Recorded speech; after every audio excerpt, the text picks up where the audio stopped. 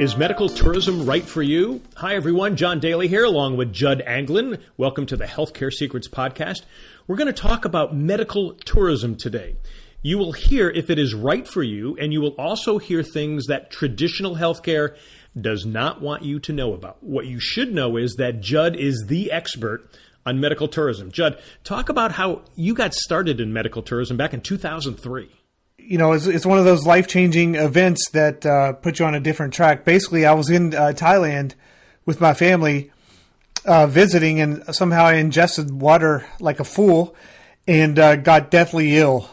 I had really high fever, the chills, just really sick. And as I continued to get worse, my in-laws were like, you know what, you got to go to the hospital.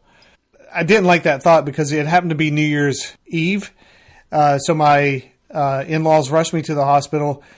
And when I got there, I thought they made a wrong turn because it was literally like a 5-star resort. And there was no wait at all. I got to see the doctor within 5 minutes. And they administered an IV pump in a private room. And basically to replenish the fluids, gave me some medication. When all was said and done, I went to check out. And the bill, this was back in 2002. So the exchange rate was a bit different, but the total bill was $16 US. Yeah, it's crazy, isn't it? So, I was in shock. I was like, how could that possibly be? Because this hospital was literally stunning. No wait. Everything was just really an amazing experience.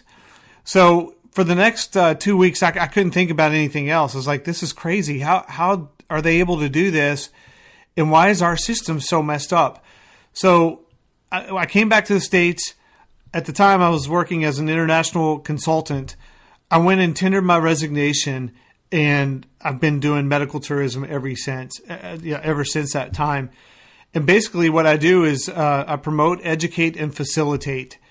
And since that time, since 2003, 2004, I facilitated literally thousands of patients who are uninsured or underinsured, or for whatever reason, their insurance wouldn't cover a specific condition that they were looking for. I've worked with patients and sent them to places like Thailand, Malaysia, India, all over the world where they get very affordable, top quality healthcare that would rival anything we have here in the U.S., but at a fraction of the cost. Wow.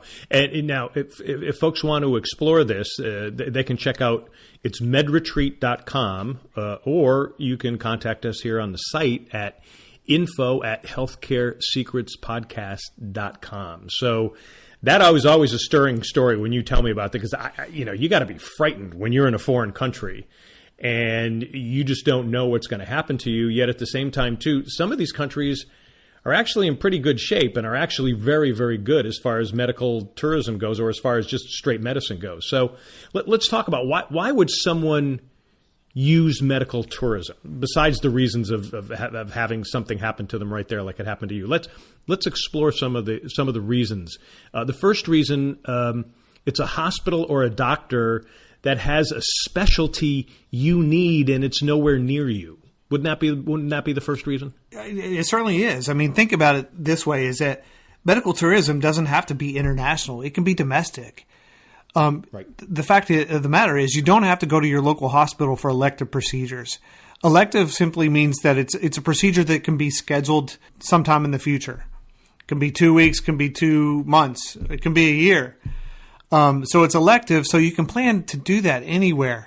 So you're absolutely right. Think about this. Some of our specialty cancer centers in the U.S., like MD Anderson's in Texas. Well, a lot of people that have cancer, they go there to have the treatment. We also have like Cleveland Clinic, Hopkins, some of our big hospitals. People get sick and they say, you know what, I want to go there. Companies actually have contracts. I believe it's Coca-Cola or Pepsi, one of the big ones, has a contract with Hopkins so that all their employees, wherever they are in the U.S., can travel and get their treatment done at Hopkins. Mm-hmm. Yeah. I actually worked with a charity called Miracle Flights out of Las Vegas, and they would fly kids for free to different places. MD Anderson. I actually went and did a story at MD Anderson, did a story at the Shriners Hospital in Philadelphia, and these are for kids who can't get any type of treatment, and they've got severe treatment that they can't get near their home, so they fly them there, and it's actually pretty cool. That's actually another great, and we need to do that. That's another healthcare secret podcast that we need to do. Okay. Yep. Second thing is cost. Talk about some of the price disparities, and you hit me with a couple of these, and I just kind of go, what? But not only the one you had when you were in Thailand, but talk about the one in India. That's really just amazing story. I read this in a book last year, and they compared the cost of a heart bypass procedure in India, Bangalore, India, and it's Narayana Hospital charges $1,600, and that's bundle prices. So that means it includes everything: the OR, the anesthesia, all the instrumentation, the time, the doctor's fee. $1,600 for a heart bypass procedure. Now they compared that against Cleveland Clinic, one of our premier hospitals in America, right? So the charge there at Cleveland Clinic is about $110,000, and that's kind of a guesstimate because here you don't really get pricing that easily. But in India, at this hospital in Bangalore, it's actually $1,600. But the amazing thing is the mortality and infection rate is exactly the same between the two hospitals. So that's truly amazing. But you're right. I mean, the pricing is really amazing. I've had clients, like I had a total disc replacement of the spine, a young guy that went to Malaysia, and he saved $100,000 by having it done there by a specialist that had over 200 procedures under his belt. And we see a lot of that. I mean, we talk about Health City Cayman Islands. The cost for a knee or a hip replacement is about $12,000 there, compared to in the United States, which is close to about $50,000. Yeah, and that goes back to the questions like, why would somebody do this?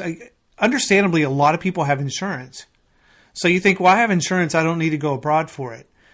But what if you have a deductible that's, 8, 9, 10, 12,000, and you're healthy, so you don't you don't enter the system very much. Mm-hmm. So you might think one year, you know what, I need this elective procedure. Instead of paying $12,000 out of my pocket, I'm going to travel to the Surgery Center of Oklahoma and pay $5,000. I've had a lot of clients do that because of high deductibles.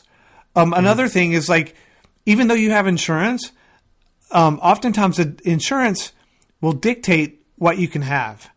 So, for example, if you did, you have a problem with your back, and a doctor recommends a total disc replacement.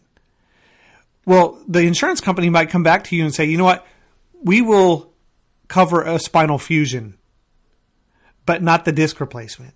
But why would you want to, what's the difference between those two? Well, spinal fusion, they simply take, a piece of I think it's a bone from your hip, and they screw it into your spine wherever, you have the problem, mm-hmm. and they lock it in place. So the lateral movement is, you basically have none. So, John, you're a big golfer, right? You love golf. Yeah. What if they said, John, you know what, we're just going to, I know your back hurts, but we're going to do a fusion.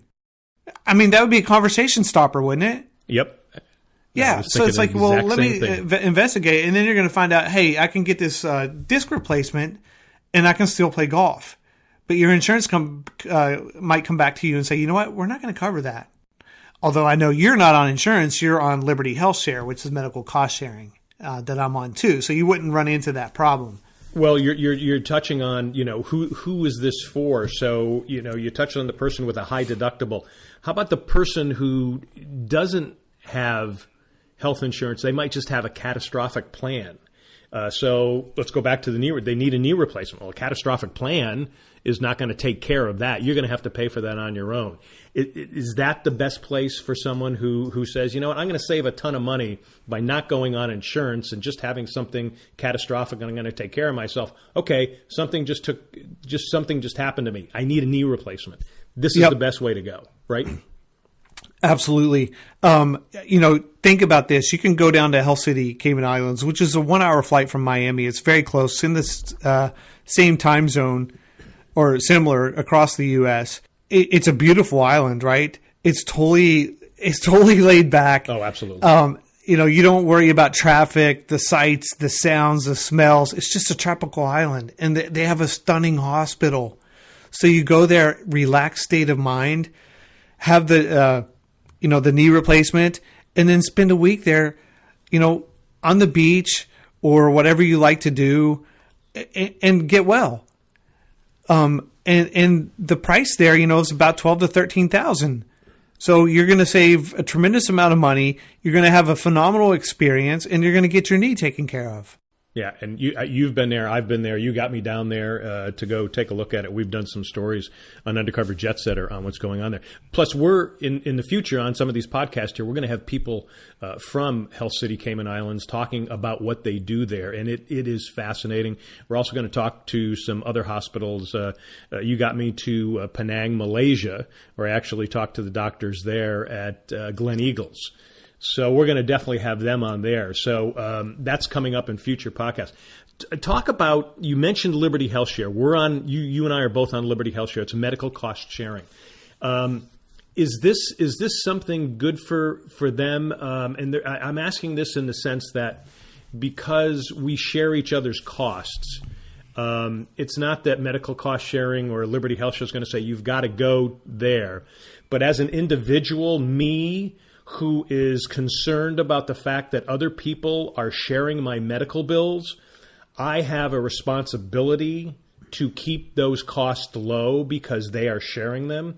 So I would normally say, send me down there. I don't want to go to a hospital here that's going to cost those people maybe $25,000 more than they should be paying. Is that a good way to go about it? Oh, that's a beautiful question. You're absolutely right. And I love that because, you can stay here in the U.S. If you have Liberty Health Share, you can go to your local hospital and have it done. But what you might find out is, the negotiated rate might be, let's say you can do it for $35,000, right? And Liberty Health Share is going to pay that. But like you said, you're using the pot of money that everybody else is contributing to. It's just health sharing. What if you say, you know what? I think I'm going to go to Health City, Cayman Islands. I'm going to go down to the Caymans, and I'm going to save Liberty Health Share, $20,000-$30,000. That would be such a phenomenal gesture, I think. Well, and I think it would also be within the moral obligations that you give to Liberty Health Share and that others give back to you. So to me, I think it would make a lot more sense. Yeah, and here's the thing that people might not maybe haven't heard before is that there's actually a lot of companies in the U.S. that have contracts with hospitals like Hospital Cayman down in Costa Rica, right? That's another great medical tourism hospital. They have contracts there, and then when one of their employees needs a surgical procedure, an elective surgical procedure, they offer them that chance to go to Costa Rica and have it done. They don't force them. They can stay locally. But if they go, they'll pay the flight and hotel expense for them and a spouse. Okay. All right. There's so much more to cover on this, but let me get to the biggest question, and that's safety and medical success. You touched on that a little bit. Someone's going to say, wait a minute, I'm going down for disc replacement. I'm going to fly for maybe 3 or 4 hours to the Cayman Islands, and I'm having disc replacement. Then I got to fly back. Is it safe? Do I know if they've got really good success rates? How do you respond to that? Yeah, that's you really set it up perfectly in the beginning with that opening question. Is medical tourism right for you? And that's what we've stated to people that contacted us back, since 2003. Is it right for you? And if you're, a little bit of hesitation and concern about the safety, of course, that's critical. That's important. But what you need is the right information, right? But it's not right for everyone. Because, if your overriding concern is, I'm going to go somewhere and I'm going to get butchered, I'm going to have an infection, all this stuff is going to happen, then it's probably not right for you. Because, you're not going to be open-minded. You're not going to be, trust yourself that you're going to do the information. You're going to cross the T's and dot the I's to make sure it's it's safe. But there's a lot of tools and information that the healthcare industry doesn't want you to know about. Doing the research and finding whether it's safety or not, or safe or not. Let me start with a big one. In the U.S., all hospitals, they go through what's called accreditation by the Joint Commission. They come in and they review the hospital on everything from safety, standards, procedures, protocols, cleanliness. It's a very intense project for hospitals that they go through. But here's the thing. They have a branch called Joint Commission International. And for the past 15 years, they've been doing that accreditation for international hospitals. So they have a full JCI review process at these international hospitals. And the last time I checked, there was over 300 hospitals outside the U.S. that have that. In fact, Hell City, Cayman Islands, they received theirs a year after opening. And if you're interested in going to a hospital, look at their website. You can even go to the Glen Eagles Hospital, for example, in Malaysia that you visited, John. And if you go to their website, it's all in English, like every page. So you know right then that it's an international hospital and they're accepting patients from around the world. So right off the bat, the communication process is really good. Check and see if they have that gold, it looks like a gold coin, the gold seal of the Joint Commission. Then you know they also are paying very close attention to their accreditation. It affects their global brand. The last thing they want, think about it, the last thing they want is an American patient that goes there and has a botched surgery. Why do they not want that? Because that could easily be a headline article in the Wall Street Journal, New York Times, Washington Post the next day. And they know that. Absolutely. Talk also about the fact we hear a lot of American hospitals that will say, "Oh, you don't want to go out of the country. You want to stay here." And your retort to them is brilliant. What is it you say to people when they hear that? Yeah, that's a funny one because I've seen so many stories over the years, like news stories on TV, that always talk. They follow a patient, they have it done there, and they come back and they say, "But should you do this? Is it really safe?"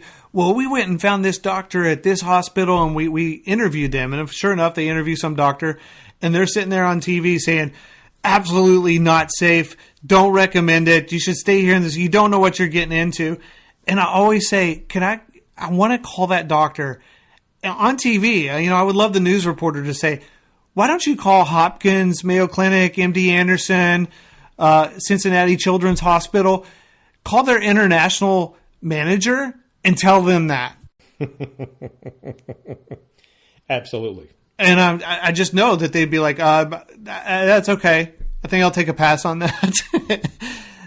But of course, the most critical part in medical tourism, whether you should consider it or not, is information. The internet, you have so much information. But you can also contact a company like MedRetreat, www.medretreat.com.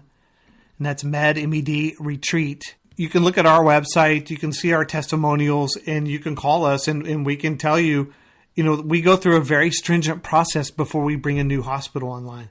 When we look at a country and consider a hospital, the first place we call is the consulate, the U.S. consulate in that country. Your foreign service officials. What hospitals do you send them to? If international companies like IBM, Johnson & Johnson, let's say they have staff there, where are they going? And that's when you found a hospital that, is a very great hospital or a hospital that you can trust. Yeah. Those are good tips. Now, again, folks, if you're serious about this, I would go to medretreat.com first and see if Judd and his staff can help you and certainly get you on the way. One of the things we found is the doctors over there are incredible. You've got doctors from India. You've got doctors even from China. They are well trained. They're just as well trained as the doctors here in the United States. So go take a look at that. Wow, we've covered so much here, Judd, and we've got a lot more on medical tourism, an upcoming podcast as well. So folks, keep listening. Remember to follow us on YouTube, Facebook, and Twitter. Our site is healthcaresecretspodcast.com. Drop us a line. Tell us what you think. Judd, this is another great show. We could fill up hours on this stuff, right? Oh, we haven't even scratched the surface about medical tourism. I have a lot of stories, a lot of great information. And you mentioned Hell City, Cayman Islands, for example. We're going to do a whole show on that. We're going to have doctors from there come and join our podcast, because what they're building is the reason it's called Healthcare City is because they're building a city. They started off with cardiac and orthopedic procedures back in 2014. They've been expanding very aggressively from there. And the reason it was placed there is they basically pointing right at the U.S. and touting our hospital systems and saying, game on. We're going to show you how to do healthcare right. Wow. And then we're going to show you videos as well from our trips down there. And so you'll definitely see an awful lot, and it'll be an eye-opener for you. Also, not just medical tourism, Cayman Islands is a great place to go. It is the Caribbean culinary capital. And so there's great food down there. You feel like you feel like you're on Cape Cod with people speaking British. So that's how cool it is. So it's a great spot. All right, Judd. John, they should, real quick, I just want to say that, and I'd be remiss if I didn't say this, they should go check out your Undercover Jet Setter show on the Cayman Islands. So that's youtube.com/undercoverjetsetter, and just look for the Cayman Islands playlist there, and you'll see a number of stories on that as well. Thank you for that. I appreciate that. So, all right, Judd, another great show. Folks, thanks for listening in to the Healthcare Secrets Podcast. And again, you can go to our website, healthcaresecretspodcast.com. Give us questions. If you have any comments, let us know. And Judd, we'll be talking next time. We'll have more stuff on medical tourism on the next show. Looking forward to it, John. All right, folks, thanks for checking in with us. Remember, stay healthy.